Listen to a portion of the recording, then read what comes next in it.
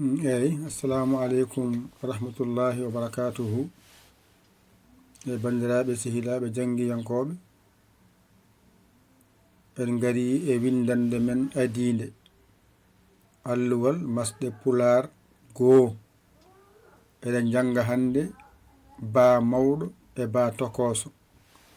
Ay joni ko ɗum ɗo wiyete a wona yide, ɗum ɗo wiyete ko i, ɗum ɗo wiyete ko e, ɗum ɗo wiyete ko o, ɗum ɗo wiyete ko u. Masɗe ma nani ko joyi ɗe pooɗani. Ay ɗo mbaɗa a fooɗi, i a fooɗi, e a fooɗi, o a fooɗi, u a fooɗi. Ɗo yenne gaddata ko ba, mbadda hen a mbiya ba.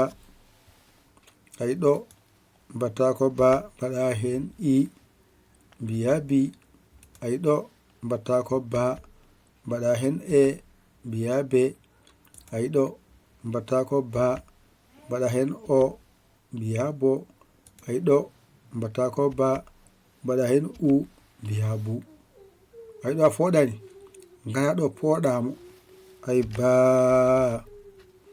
Ay ɗo mbiya bi. Ay ɗo mbiya be. Ay ɗo mbiya bo. Ay ɗo mbiya bu. Gasi a fooɗi. Ɗo no ngara bencita, gadda a o, gadda ba o. Ay ɓi ab. Ay ɗo mbiɗa ko ib. Ay ɗo mbiɗa ko eb. Ay ɗo mbiɗa ko ob. Ay ɗo mbiɗa ko ub.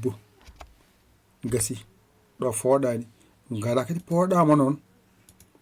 Mbaɗa mbiya ab, mbiya ib. Ay a fooɗi. Mbiya eb, a fooɗi. Mbiya ob, a fooɗi.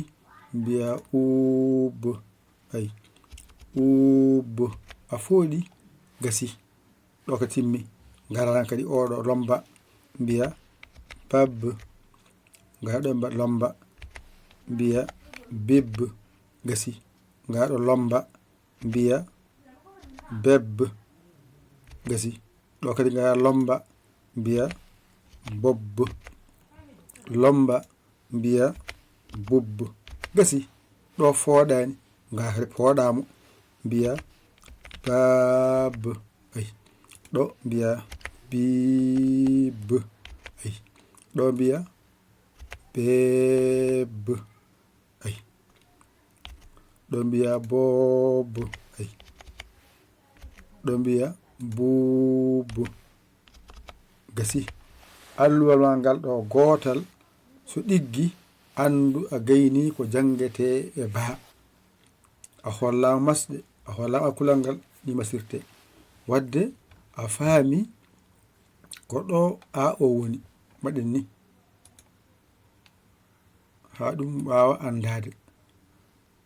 Ay mbaɗani. Ay ɗo tuggiɗo faade ɗo ko ɗo a o lomba. Ɗo tuggiɗo fay les ko ɗo i o woni. Tuggiɗo fay les ko ɗo e o woni. ɗo ha les ko ɗo o o woni. ɗo ha les ko ɗo o u o woni. Gasi masgal a ngal ɗo ko ɗo masɗa ngal. I o ko ɗo masa. Ay e o ko ɗo masa. ɗo o o masa. ɗo u o masa. Gasi heddo noon pooɗa. Gasi jonon ɗo fof so rendi ko a tan woni ɗo. ɗo fof so rendi ko i woni ɗo. ɗo fof so rendi ko e woni ɗo. ɗo fof so rendi ko o tan woni ɗo. ɗo fof so rendi ko u woni ɗo. Gasi jonon momta ɗum mbaɗani. Ay mumta haalaɓa cer. Gasi ɗo so ɗiggi hen kadi noon ko arata ko en tampata kadi wadde hen haalu kewɗi. ɗo tan ngal ɗo allol gotal woni ekko men en gayni heddo bindanɗe men ene jahara yeeso nde pinda fof ɓuura famde a faami joni nen a ba ba ab bab baab ɗo a haaɗi ko jangete e ba ɗo ay ɗiɗiɗi nandi ko ba tan e baa ay ɗiɗiɗi nandi ko ab e aab ay ɗiɗi nandi bab baab gasi ɗo woni ko tan way i ɗo e ɗo nandi bib biib ɗo e ɗo nandi ani ib iib ay ɗo e ɗo nandi bib biib waɗa ɗo woni i o waɗa ɗo woni maskala ngal e ɗo noon ɗiɗɗi nandi be bee ɗo e ɗo nandi eb eeb ay ɗo e ɗo nandi beb beeb ɗo e gasiri ɗo woni ko o woni ɗo ɗo woni o waɗa ɗo woni polgal ngal ɗo woni poggal waɗa ɗo e ɗo poti bo boo ay ɗo e ɗo poti op op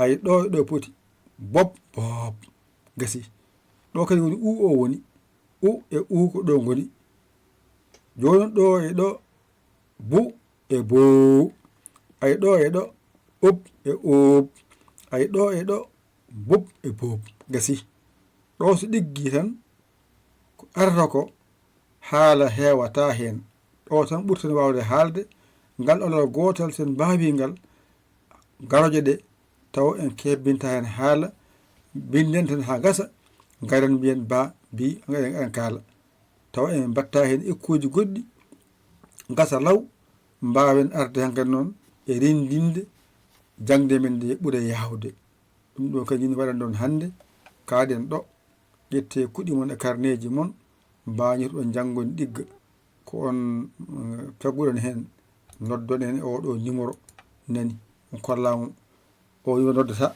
mbawa saggita saggere ma a saggani ɗum jinmi a saggoyi ɗo ndewata saggitoɗa saggere ma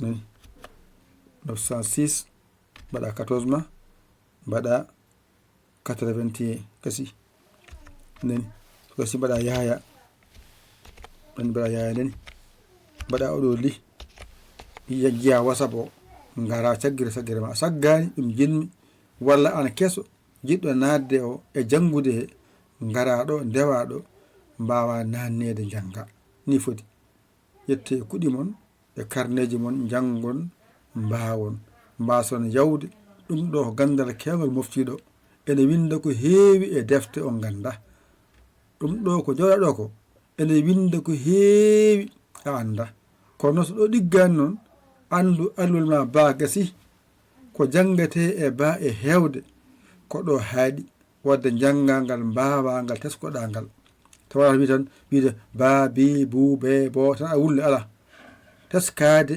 kala jimi hankkadi min an teskoy wonata hen on paami Allah wallu en ko musidɗo mon giɗo mon saabu Allah yaya l'école Sénégal alhamdulillahi rabbil alamin on jarama wassalam